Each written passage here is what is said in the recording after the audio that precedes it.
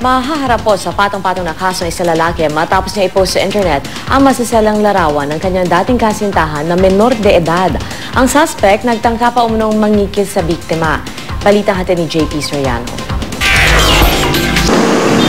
Humingi ng tulong sa CIDG Women and Children Protection Division ang magulang ng 16 na taong gulang na high school student na itago natin sa pangalang May.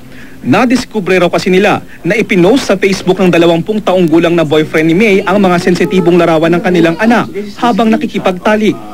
Nalaman lang nila ito matapos makita ng tiyahe ni May ang text messages ng pagbabanta sa pamangkin na ipopost niya sa internet ang kanilang sex video. Sinira niya yung pagkatao ng anak ko.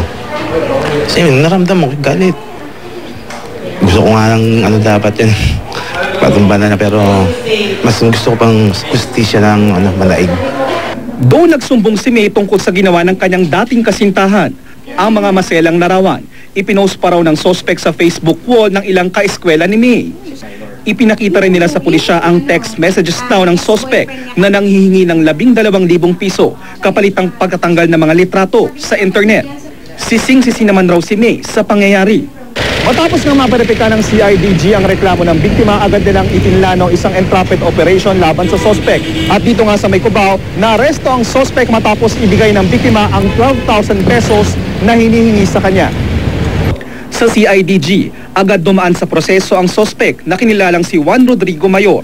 Nado ako sa pinost ko. Pero may dahilan naman lahat kasi yun eh. Hindi ka ba nagsisisi na ginawa ba yun? Wala, nandun na yun, nangyari na yun eh. Kaya harapin lang natin.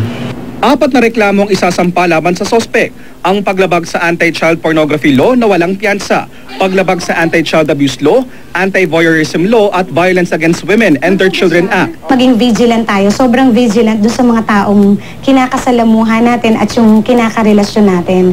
Menor de edad ka man or hindi, pwede tayong gawa ng ganung sensitive na pamamaraan na pwedeng ikalat yung mga ganyang picture natin. Agad na ring umaksyon ng Anti-Cybercrime Division para masigurong tanggal na sa internet ang video. Ayon sa batas, bukod sa nag-upload ng malalaswang litrato o video, maaari ring makasuhan ng mga nagsishare nito sa social networking sites at email. JP Soriano, GMA News.